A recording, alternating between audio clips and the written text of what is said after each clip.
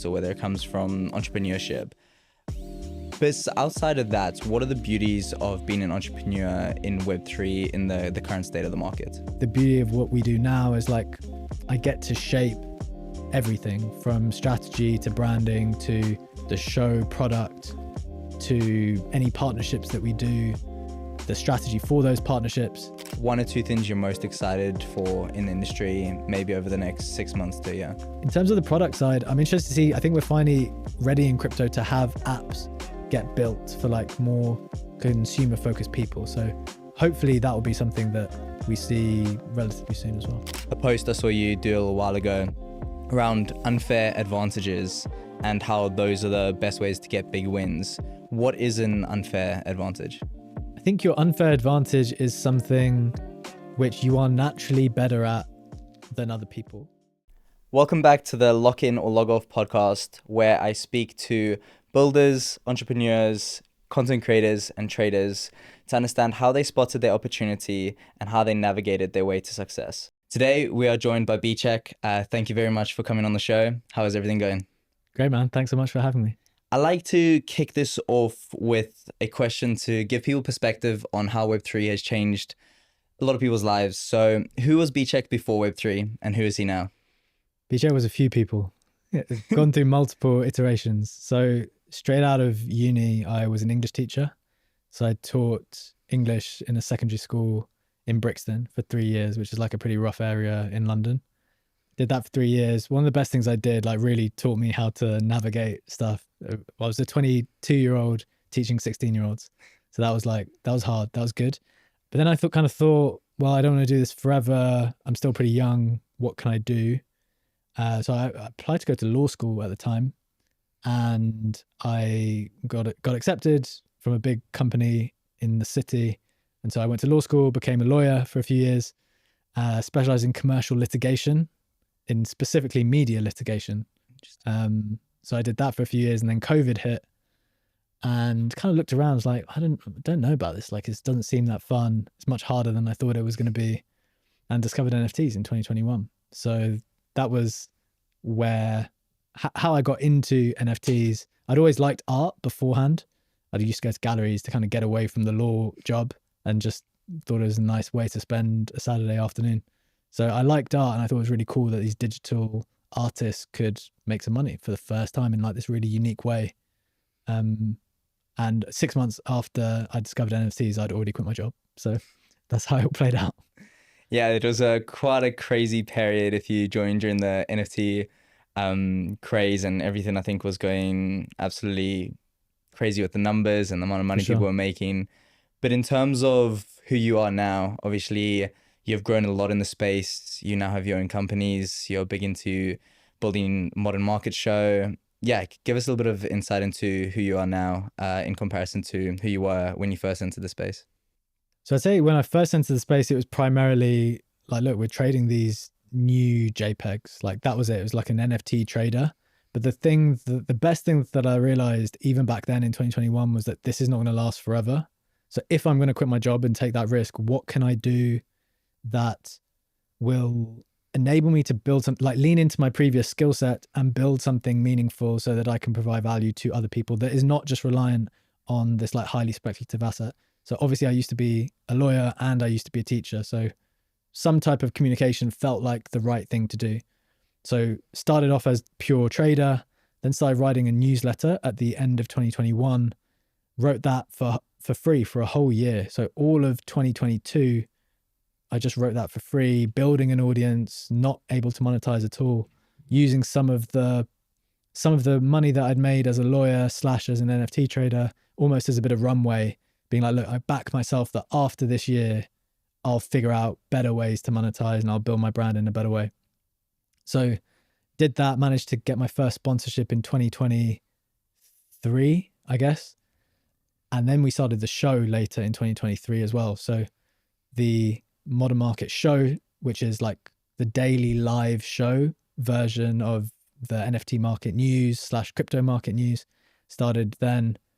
And we kind of went from there. We started just as a Twitter Spaces, and then have kind of grown it to Twitter video, Twitter Spaces, YouTube video. And and grown it like that to probably about 500, 600 people live with us every day. So that's how the media trajectory's gone. There's some other investment stuff as well, but I'll stop there. Yeah, no, that's very impressive. Believe today was your 376th episode, if I'm Yeah. correct, or something around there of the Yeah. Modern Market Show. And I think something that anybody who's been following your journey has noticed about you as a person, but as well as around the Modern Market Show, is your relentless consistency. How did you become that type of person to be so consistent? And what are the benefits you found from being so consistent with the media specifically? To be honest, I think you don't really have an option. Like if you want to do something at a high level, like it just makes sense that the more practice that you give it, the more likely you are to be successful at it. Like take the show, for example. There was actually a time a couple of years ago where me and my business partner Legendary had experimented with doing the show like once per week. And the thing that happened, which is very interesting when you start out, is we'd do the show, we'd feel like at the 45-minute mark, kind of getting into it, it would then stop. Then you have to wait 6 days before you do it again. And 6 days in or 5 days in, you start getting nervous again because you've forgotten how to do it. Yeah. Whereas now we've done this every single day for the last year and a half or something insane. Like we don't feel anything anymore. Like it's like building a second muscle, or just building the muscle memory to just be able to go through the motions. So I think it's really, really important, and I'd recommend it to everyone. To your question of like, how do you become it? That I really don't know. I suspect it's something to do with being a teacher beforehand and coming from maybe a more professional background where I really didn't have an option. Like being a teacher was highly rigid. It was like, you've got 6 lessons today. This class comes in, that class goes out. Like, and you have to be on top of everything, because if you're not, everyone else suffers. Like all of your kids suffer if you're not the one performing really well. So I think it's probably got something to do with that part of my history. Yeah, I think something I've noticed with pretty much any other successful creators or anyone building some sort of content in Web3 is those who are consistent have won way more than those who are maybe just as creative, but they just haven't been able to keep up the consistency. I think it's definitely one of the few aspects that have led to your guys' success for Modern Market Show. But I think one of the other things that I would love to discuss is actually off the back of Naval Ravikant's quote, which is play long-term games with long-term people. You obviously have 3 co-hosts or 3 partners that you do the Modern Market Show with. How did you decide to start working with them, especially considering the level of consistency you need from other people and the reliance that you have on them? What made you pick those people to work with? Good question. I think there's maybe two stories there. Well, one aspect is like IRL connection. So Legendary is my kind of primary business partner, the person I started this all with. We met for the first time at a conference IRL. And I don't think, although a lot of relationships are being built digitally, and those are wonderful, and there's a lot of good things you can do with people in that context, I think the IRL component is super important to like really get a handle on someone, and probably so important that I wouldn't enter into any long-term arrangement with anyone, whether that's part of my company or even as a long-term partnership, if I haven't met them IRL. So I think that IRL component is super important, and I've got to know Legendary in that way and Sammy in that way in London. Well, Sammy, who's based in London as well, in that context. So I was comfortable with that. Brett, on the other hand, is someone who like I've never met, and I just met him recently actually in Singapore for the first time. And I guess that in that environment, you're kind of evaluating someone on a different basis. You're looking at their just how they present themselves on the timeline, how they've always interacted with you behind the scenes. And I think the common thing amongst everyone in that context is they're like top performing people producing highly intelligent content.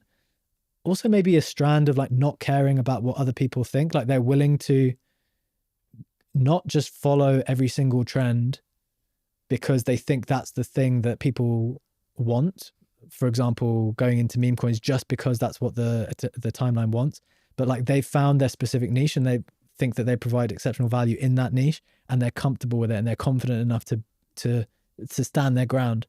So to me, that's the kind of person that I want to work with, because I know that they can add value in a specific thing and they're not just going to keep shifting to something else every few months. So I think that's like one of the components, as well as them being, this is kind of assuming a baseline competence, excellence, seeing the consistency on the timeline all the time as well, which is a kind of non-negotiable as well. Yeah, I think the three people that you have decided to do it with are all incredible co-hosts, and they're all incredibly smart in their own way. Been following a lot of their journeys, and I think the value that they provide on the timeline is zero to none compared to a lot. I think the timeline and Web3 in general has a lot of noise, as you mentioned. A lot of people jump on the hype cycle of meme coins and everything on that front. Or when there was gaming, you saw a lot of the meme coin people jump into gaming. A lot of people do tend to kind of move between the narratives to kind of keep up their engagement, but it does hurt their brand and their expertise in many ways when it comes to speaking on certain topics. I guess leading into another thing I wanted to discuss is really, how hard is it to be good at content in Web3? How high are the standards? How easy is it to stand out compared to what we see maybe in the Web2 world? I think it's not that hard to, I mean, I think at a minimum, you just need to pick a lane and you need to be consistent. Like, that's the kind of non-negotiable aspect, I think. Once you do that, I think you've got a pretty decent chance. And you probably need to not get distracted. I think that's one of the challenging things in this space, where a lot of people will get attracted by the financial opportunity, and therefore the content specifically will suffer. Unless you obviously tie the content into the financial opportunity and talk about it from that perspective. But I think I think people get distracted quite quickly. And I think another thing, people don't necessarily find a crew. Like, I think finding a group of people makes everything a lot easier. And I'm really grateful for the group of people who I've kind of surrounded myself with. And, we kind of found each other over a period of time by just putting yourself out there all the time. So I think once you do that, you've got the opportunity, because so many other people kind of fall off in different ways. So just keep going. And I think it's things kind of take care of themselves. Very interesting point you make there around finding a crew. Our Shiv on the last episode, what's one piece of advice he'd give someone coming into the space? And he said to do it with someone, because everything he does in the space is collaborative with someone, whether it's content, whether it's doing his spaces, whether it's working at Pudgy. And I think the space is very collaborative, and I think you can have such an edge if you're surrounded by the right people. I think the whole saying of you are a product of your environment and the kind of people you're surrounded by is even more impactful in Web3, because it is such a game of margins. Being in a trade 3 minutes earlier can make a difference of 300% in many cases. So having that edge of the people around you can really have a huge impact. And on that similar topic, from a post I saw you do a little while ago around unfair advantages and how those are the best ways to get big wins. What is an unfair advantage? I think your unfair advantage is something which you are naturally better at than other people. Or like, I don't think people should be, well, I haven't found, that's the better way to frame it. I haven't found, when I'm trying to compete with someone, and this is a competition, like whether it's media, whether it's trading, whether it's investment, you should try to find the lane where, for whatever reason, you seem to be better than other people without even having to do much. Like, you're naturally suited to a particular thing. So your unfair advantage is the thing where you can excel in that easier than other things. And for me, for example, that would be, you've spoken about the consistency and the kind of teaching experience, where it's like, well, okay, I can seem to manage this live arena better than other people because I've kind of done it for, like, I've got years of experience in here. The people who are just pressing the button going live, I'm sure you can do that, but I've got an unfair advantage because I've been doing it for more years than you. You might not know that previous history, but I've been doing this. So that's a really obvious example of one unfair advantage, where I should really double down on that live arena because I've got multiple years more experience. So it's just about thinking about where you are and what your previous experience is and how you can like leverage that if you are actually good at that as well. Yeah, I think it takes a lot of self-awareness to be able to spot your unfair advantages, and also a bit of trial and error. I think in this industry, I think there's a lot of different channels to pursue, whether it's trading, whether it's airdrop farming, whether it's leverage trading, whether it's building a product. There's a lot of opportunity in this industry, and you can be distracted quite quickly to see other people's success in a certain vertical and not pursue the other ones to understand where your best ones are. A lot of people I know have made all their money from airdrop farming, and they made insane amounts. It's just because that's what they were best at. But there's other people who just can't go down that route, can't find the right opportunities, and don't know how to leverage their time in that kind of industry. So yeah, I think it takes a lot of reflection and a lot of trial and error for people who are looking to spot them unfair advantages, but it does make a huge difference to find your edge in the space. And I think there's room for everyone to find really what suits them best. Sure. There's so much opportunity in this industry, and people love supporting people who are great in certain niches. So it's just really channeling what you think you enjoy the most. I think especially from a content perspective, finding out what you enjoy the most and what you're most passionate about. And if you double down on that for long enough, then you will find the right fits within the industry, and people will become to support you. I think I think there's endless opportunity, and it's something I wanted to ask you about. And it was again off one of your tweets where you kind of spoke around everyone loves the speculate side of crypto and how it's a kind of a get rich quick scheme. And I think a lot of people outside of the crypto industry see it as that, or see everyone who's in the industry try sell it as that. But you go on to say how you think the most wealth will be made from those who build businesses within the industry. Could you expand on that and also expand on the other opportunities within this industry that aren't necessarily tied directly to trading? So I think the purpose of that tweet specifically was trying to encapsulate the idea that, yes, I completely appreciate there's all kinds of multiples that you can make trading meme coins, like right here, right now. I get it. Those are the headlines that get drawn. And maybe you even hit some of those. But the point, that's not revenue. Like that's just that's like a one-time capital gain that you've made, and you're going to need to be in the trenches forever if you want to continue to do that. I think the bigger opportunity, and I think content ties in we're talking about content here, but content ties in so beautifully with all of this because content scales in a way that lots of other things don't scale. Like when you put this podcast out, you'll be able to put it out. It will be able to reach people that we literally can't physically reach. You'll be able to cut it up in different ways to make it digestible to people who might not have been able to digest it in another way. So you can do things that just you can scale much better in content. And by building a business in a environment where we've kind of discussed that people are less reliable, people are routinely distracted by some of the other things going on, it's almost an unfair advantage just to participate. So like, if you want to do a traditional content media business in the traditional content media, fine. But if you were to just apply yourself and do that in crypto when everyone else keeps getting distracted by everything else, you're already at an unfair advantage. So like taking any traditional business model, I think, and just applying it in crypto, even if it was like podcast servicing, for example. I mean, I know that the editors, for example, who are crypto specific editors are printing because they've like kind of got their niche. Even people on the marketing side, the branding people who have kind of pushed themselves forward as branders of crypto native products, they can charge a premium because crypto is more expensive. There's always a premium attached to crypto, but it's a traditional business. There's nothing kind of magical about it. It's a group of people who are doing a normal business very well, but just applying it to crypto and then being able to charge a premium. So this is what I mean about it's an expensive industry. There's always a crypto premium. Do any traditional business in it, and the word will get around that you're the best at that specific thing, and then you won't need to trade all the time doing the other stuff. That's kind of what my thinking was when I shared that.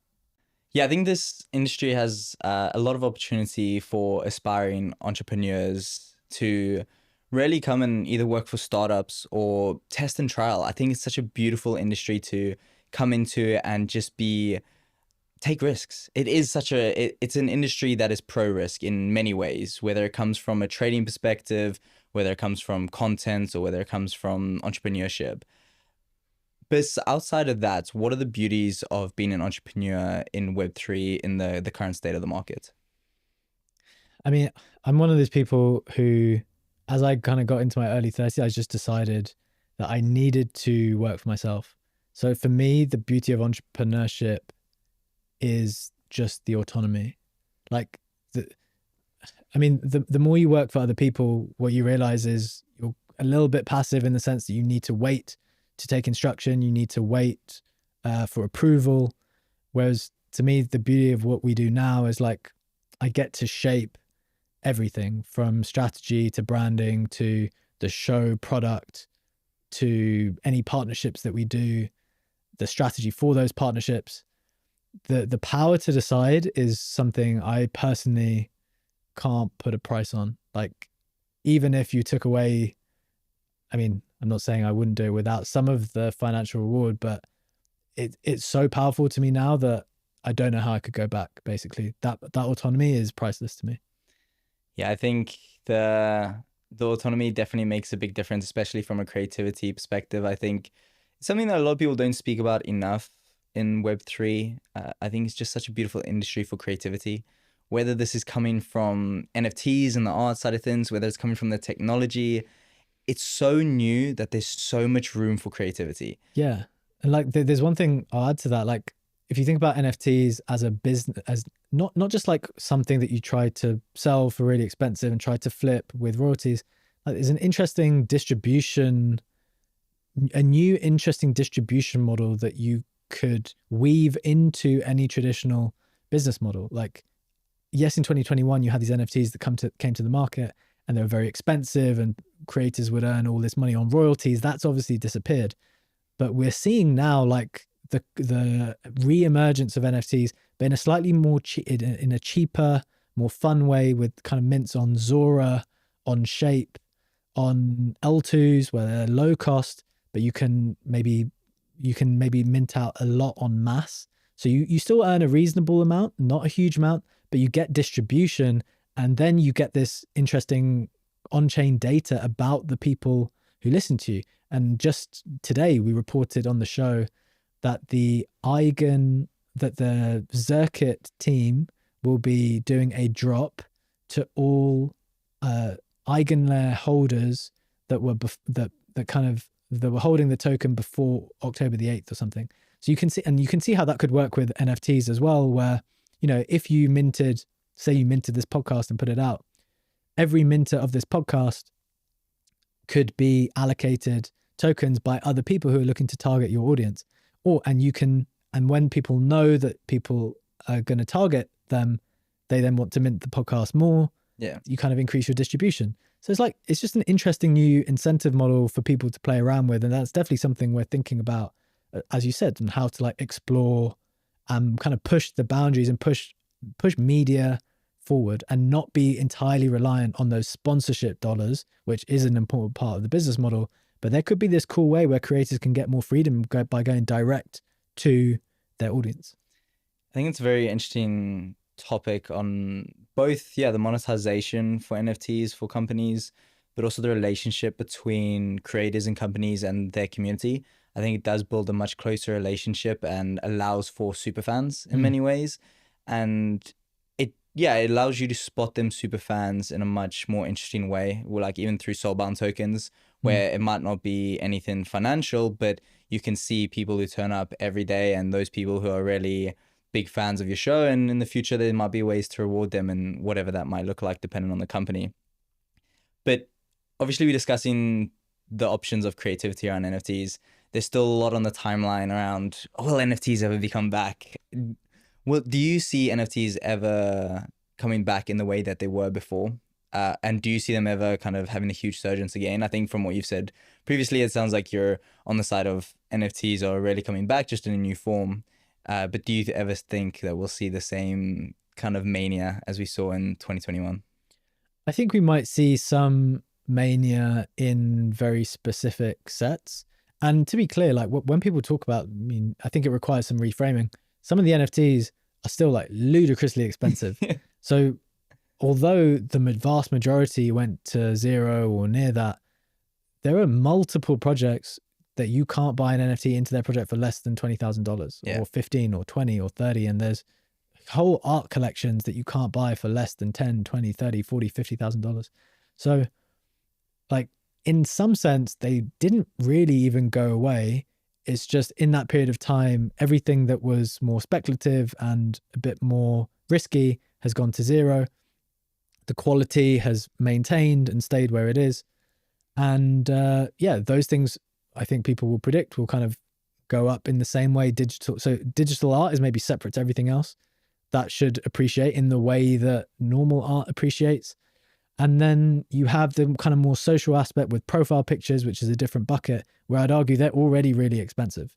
Like you can't buy a pudgy penguin for less than $25,000 or something. So, and then you've got this new bucket of like free mints on Zora and other minting platforms like that, where there was an AI mint happened 2 days ago where there was 500,000 mints.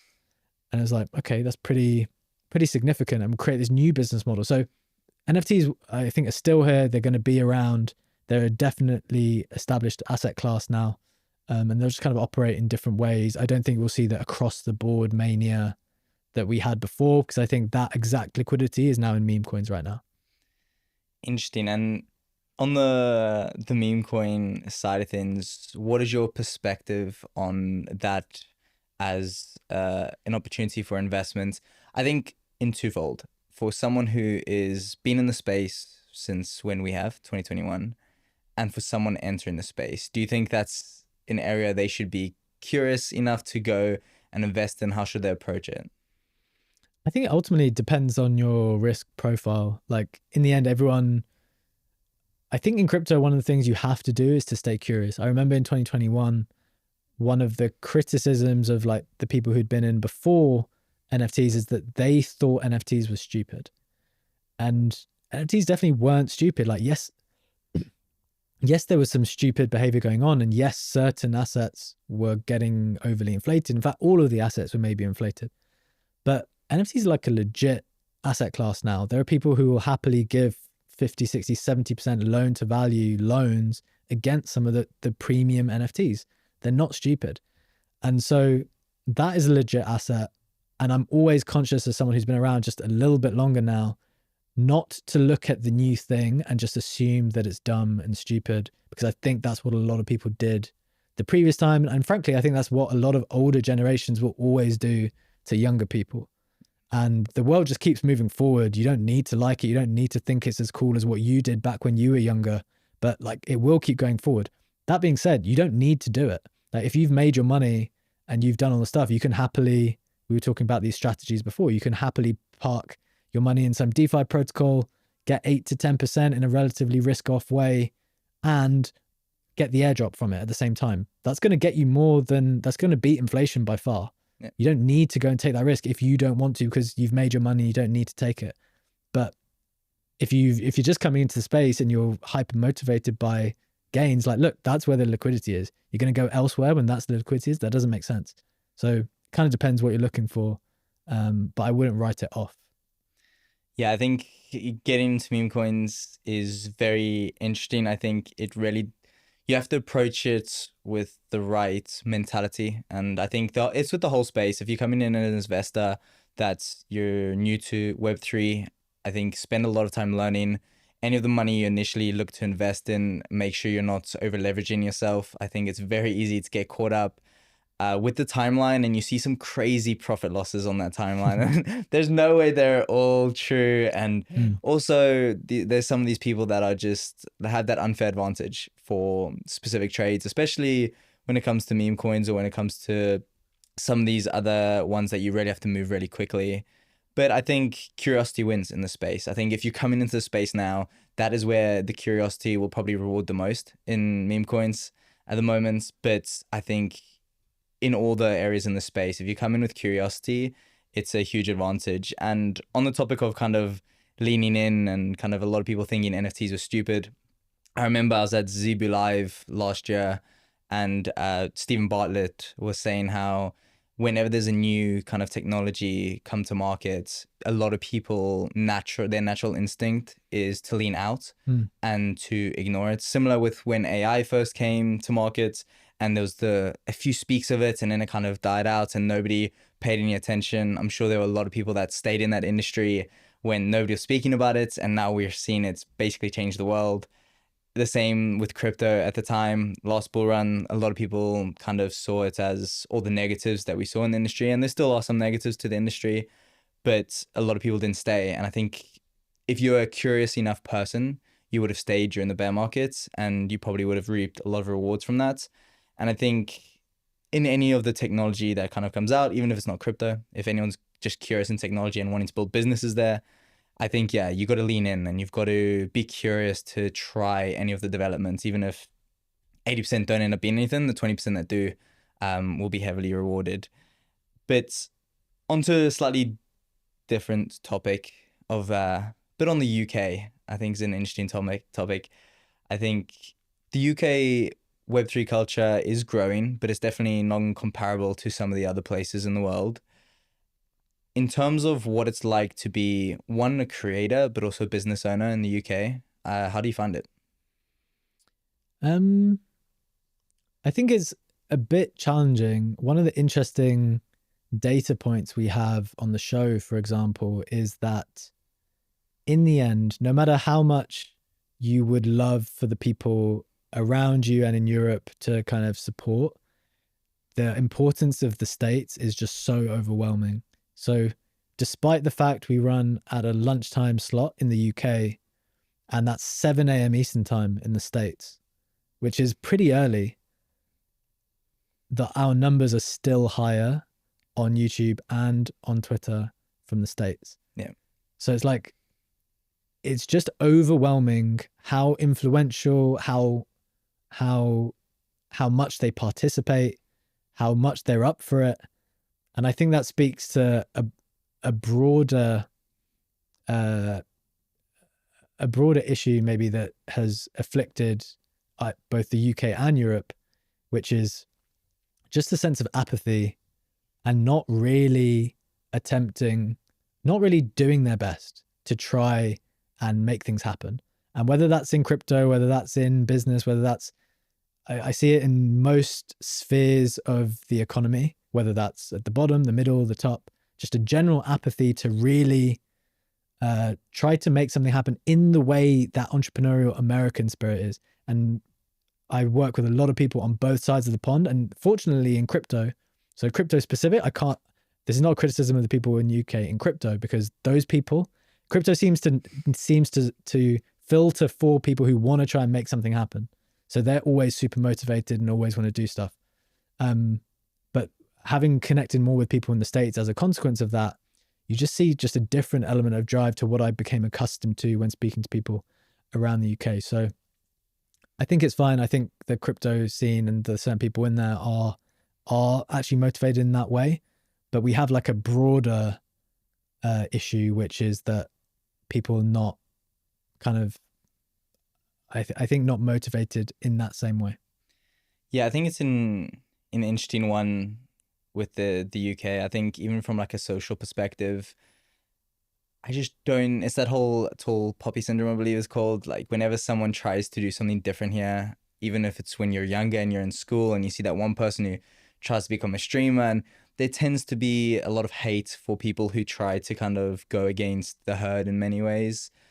And I think it's just dangerous, because I think there's just so much opportunity that a lot of people end up don't pursuing because of the way society seems to be in the UK at the moment. I think obviously there's pockets of different kind of people and people who are a lot more supportive, but I think it is just a huge difference now that I've gone to some of the kind of conferences in America and Asia, and you start to see these different cultures and how they support entrepreneurs and creators.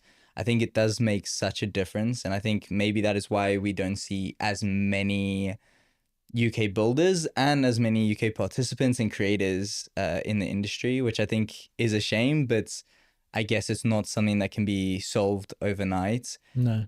But in terms of you running a company here, are you set on wanting to continue to run it here? Because we see a lot of people moving to Dubai. We see a lot of people moving to Asia because there's a great network there and opportunity. Are you happy with the climate of running your business here? My general perspective for this type of thing, which is more of a life perspective rather than even just a business perspective, is that I wouldn't want to, unless you're really pushed in some very, very aggressive way, which I don't think we are being pushed yet. I think designing your whole life for tax is kind of depressing. Like to leave your friends, to leave your family for the sake of 20 cents on the dollar or something. I think now that I'm a little bit older and it's easy for me to say, I've kind of been around in my 20s and been in different places and I've traveled around a bit. So maybe when you're younger, that's something you might want to pursue, and you might actually think, look, if I just go away for a few years, I might be able to set myself up better for life. And I would be open to that argument. But I think in general, the concept of designing everything to save a few dollars, even if it adds up to quite a few, is not the optimal way to be living forever. And I don't think you would want to optimize in that way forever anyway. There'd always be a point where you're like, I can't do this anymore. I just want to be around the people who I want to be with, right? Because there's more things to life than just the financial side. I think that sparks a very interesting topic around Web3, the obsession around money. and I guess how much it can skew your perception on money. What is your view on it? Because I think it can become toxic and it can become dangerous in this space. It is very financially driven. There's no doubt about that. Pretty much everyone in the industry initially came in for financial incentives. I think some of the money that can be made in the industry can really skew your perception on that value of money and how impactful that can be to people around you and everything like that. What is your view on it in terms of just as an industry, but also from a personal perspective? I think it's great that there's so much money to be made. I think it's great that there's so much money to be made and so many different ways to get it. I consider us as Web3 participants early explorers going into different regions, but we don't have to do violent things, fortunately. Maybe when people had to go into unexplored areas, they would literally have to be stealing off other people in order to make money. Now we're going off into random corners of the blockchain, finding a chain that no one's really heard of, and exploring it, doing various on-chain actions, farming it, and you come away with loads of money. That's just a great opportunity. How you deal with that money is a completely personal, a personal decision, and probably speaks to an individual's personality. I think having more money just amplifies who you really are anyway. So I think in the end, that's just the money can change people, I think, but it will just depend on who you are. Interesting. I try not to dwell on it too much. It's there. It's a great opportunity. It's kind of numbers on a scorecard. You want the number to be really high, but after a while, you don't really care. For me, whether it's actually to do with content or the number on the scorecard, which is the money, you just want to win. One of my favorite things at school was I used to play football all the time and I used to play sport. Just want to win. And so I kind of just play to win, and the higher the number, the better, but I'll still be there the next day because I'm playing to win. The number is just part of the result. Yeah. But you still want to play next weekend. But if people start to think that result is the main thing, then they stop even wanting to play. And for me, the playing is the more fun. I think it's a very interesting perspective, and it's very interesting to see how competitive you are mentally and how you kind of transfer that from sports into business. And I think that's something that's been huge for me from my whole life. Is growing up, I was huge in sport. I'm hyper competitive. Anything I do with any of my friends, I'm incredibly competitive. But I think sports also teaches you that whole effort to reward side of things, and it can be easily transferred into the likes of business and everything like that. When it comes to being competitive and having that mindset, how much of an advantage have you found that to be for yourself? How much does that get you up every day to do your show pretty much on the consistent? Honestly, is only because I've done the other stuff, which has made me realize there's really no other way to be. I think like if you want, people think of having your own business or being in crypto or trading as like freedom in some way. There is no freedom. Like when I worked for the corporation, huge law firm in London, and you feel like you're chained to the desk. You got to take orders. You got to do this. You got to work however many hours a day. I work more now. Yeah. So it's not about being able to go to the beach and like just relax and do whatever you want whenever you want. It's about finding something that you're passionate about and that you want to compete in forever, really. And you mentioned like playing long-term games with long-term people. I've always said like my dream would be if I can just wake up every day, scroll through Twitter and then talk about it with my friends. Like that's basically my job at the moment. Yeah. And that's, I mean, the job's not done, is it? Like we've got to, in order to consolidate that, we have to very, very carefully make sure that we grow in the right ways so that that can legit be the secure vision for forever or for the foreseeable future. That's what motivates me, like to be able, because I know how lucky we are to even do that. Like even to get to this point, to scroll through Twitter, to then press live on the show, to go live, to have people listen to us. I know that's such a privilege.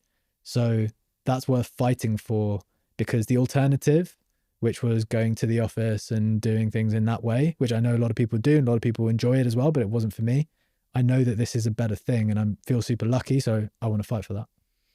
Yeah, I think when you come from the perspective of having done something you didn't enjoy that much to now basically living out what would be your dream if you can continue it long term, really puts that hunger in you to, it's that whole thing of you don't want to lose it. Yeah. Like losing something is more painful than the thought of like kind of gaining something. I think that is, it's a very strong psychological effect of not wanting to kind of lose something that you have done so much to grow, but also that you realize is so valuable to your life balance. In terms of balance in life, Web3 is, I think, probably the opposite of balance in many people's lives. What is your view on kind of having work-life balance in many ways, or just having certain things in place for health and everything like that? Are you the type of person who sees it as, look, this is a period where there's just the opportunity is unforeseen and like there's so much opportunity in the market right now, you just kind of have to grind it out for the next few years and some of the other stuff you'll make up for in the future? Or are you pretty set on having a level of work-life balance? I don't really believe in work-life balance in the sense that, you know, people can have it if they want, but you're not going to win in the way that other people who sacrifice. So I I think people can obviously 100% do whatever they feel is most comfortable for them, but in the global competition of things and in the global arena, like someone's going to have to sacrifice on your team to execute at the highest level.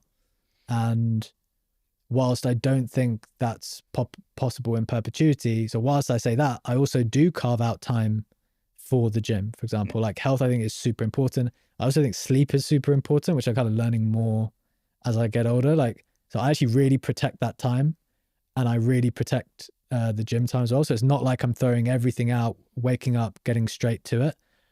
But in between that and on weekends, and if clients call me, want to talk on a Sunday evening or whatever, like everything's on the table, and then you just have to manage it as you go. But I think people have become too accustomed to the concept of to separate work from life.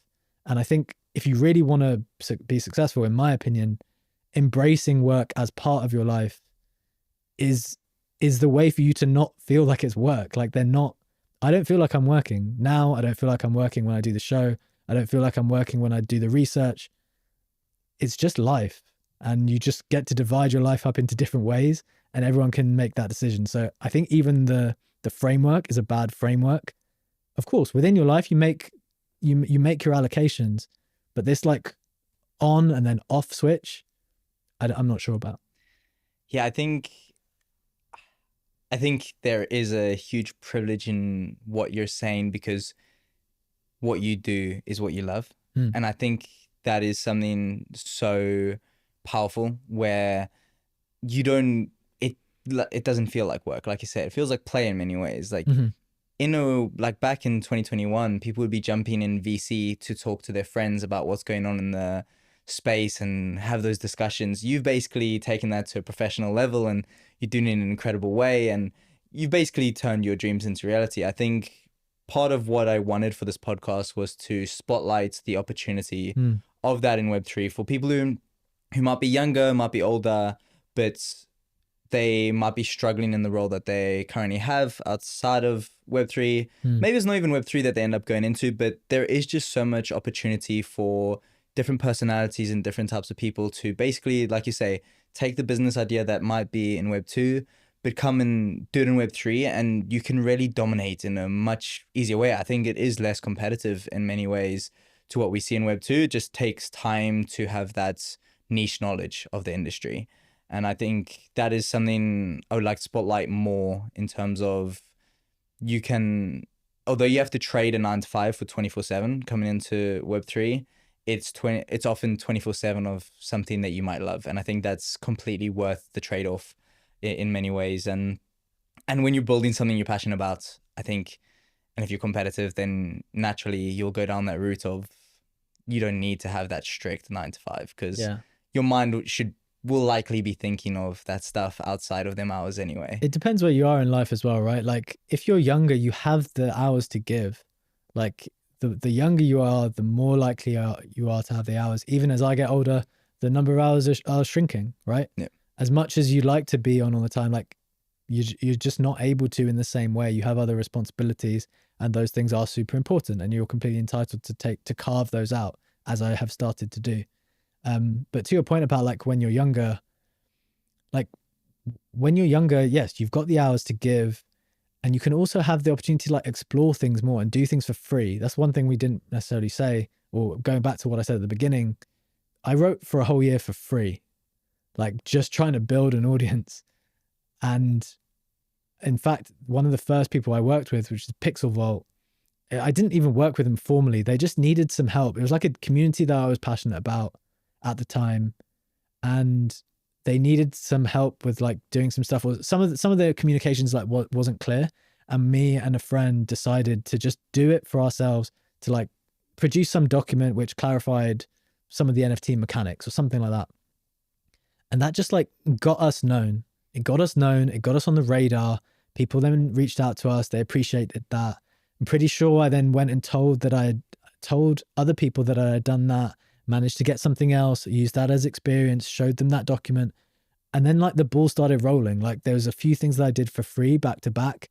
Then suddenly there was a paid thing within that kind of content writing. Maybe I did some threads for some corporate account.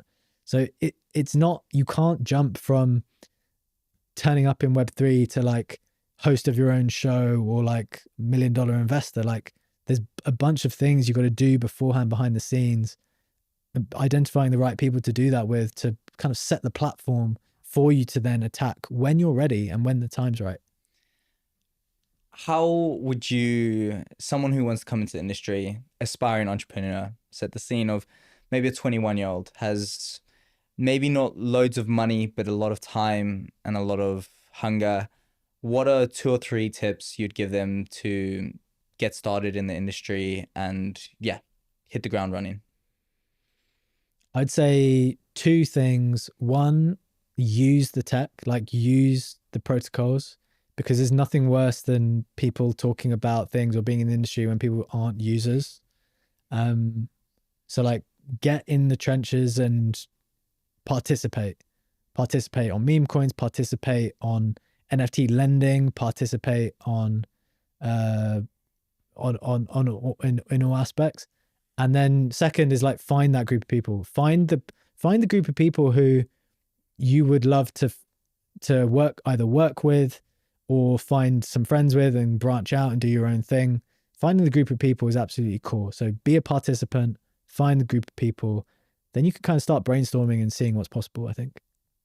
Yeah, I think that's some great advice when looking to explore the space. I think, it is more fun doing it with people. And it is a space where I think, yeah, it's an unfair advantage to have people around you that in some cases might not sit in the same niche as you. I think it's always good to have an ear of someone who's maybe great in the trenches for meme coins, someone who's great at airdrop farming. It helps you speed run your education on the space, and that's when the ideas might start flowing of identifying what business and what channel you want to pursue specifically. I think, yeah, I think the Web3 industry is definitely maturing in many ways. What are one or two things you're most excited for in the industry, maybe over the next 6 months to a year? Hmm. In the next 6 months to a year, I mean, on a kind of infra level, I'm interested to see how Ethereum kind of fights back. I'm very interested to see how Solana kind of maintains this cultural dominance and whether they're able to do that. I'm interested to see how these L2s that are kind of proliferating everywhere, like does that business model of providing cheap block space and letting all these L2s make a lot of money proliferate ETH enough for it to become valuable. So I'm very interested to observe that and see how that plays out. In terms of the product side, I'm interested to see, I think we're finally ready in crypto to have apps get built for like more consumer focused people. So hopefully that will be something that we see relatively soon as well. Yeah, I think probably one of the areas I'm most excited for is the app side. I think we're finally in a position where apps are going to be the main talk instead of the tech. And I think it's an exciting transition. I think we'll finally start to see how the tech can get in the hand of consumers and really change people's behaviors and experiences with entertainment. And yeah, I think there's a lot of exciting things down that route. Coming to an end now, I like to ask one question to kind of give tips to one tip for people who are already in Web3. So this can be a tip to the industry. This can be a tip to people who are in Web3, but are still kind of on that journey to find where their right position is in the industry. And one piece of advice to someone freshly new. I know you gave two to kind of someone coming in to kind of start the business, but maybe just something from an investment standpoint or anything on that front.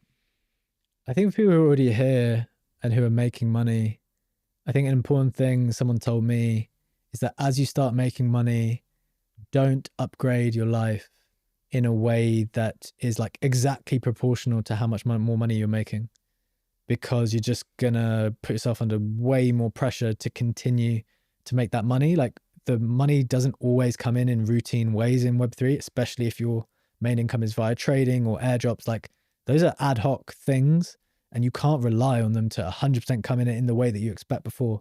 So just because 20 or 30 grand lands on your table one day, just don't spend it all immediately, because you don't know when that next one's going to come. So that's one of the things I think's worked quite well for me. And I'd encourage everyone to like just keep taking things off the table, keep being responsible in that way. And then for someone who's new, as I said, just be a participant, find good people, and listen to the modern market. That's a great tip. And outside of Web3, it could be Web3, it might not have to be Web3, but one source of education, like whether it's a book, a podcast, someone on Twitter that you think is just provides so much value from, can be Web3 relevant or just self-development. What is one resource that has been incredibly impactful for you? Honestly, you mentioned him earlier, like Naval's teachings or writings or tweets have been quite impactful on how I've thought about tech and media, because I think those are the two things which, when he talks about them, he explains how they scale. And it's all about being able to like leverage up the way that you're able to scale and be more efficient. Like when I talk about work-life balance and say that I don't really believe in it, it's not that I don't think you should be conscious of it. It's more that I think that there are ways that you can do things with tech and media that you can actually go far further than you would be able to in any normal way. So like leverage the tech, leverage the media to your fullest ability, and then you're playing a game like supercharged. Yeah. So like whatever you do, leverage tech and leverage media, because that enables you to play a game at a higher entry point. Yeah, I think one of the Naval quotes on that topic is, "We live in a world of with limitless opportunity, no, with limitless leverage, and judgment is the most powerful tool." I think it's something that's been incredibly impactful for me, and one of the main teachings I've noticed as well is just, there's a lot of kind of making sure that whatever kind of tools you use to leverage, making sure that you kind of perfect the kind of judgment within that sector, whether it's trading, whether it's content or anything like that. But yeah, it's been great to chat. Thank you very much for coming on. For anyone who's curious, where can they find you and follow you across the socials? They can find me at BCheque1 on Twitter, or at Modern Market _ on Twitter and YouTube. And thanks so much for having me, man. It's been a great conversation. Love to have it. Thank you, man. Thanks.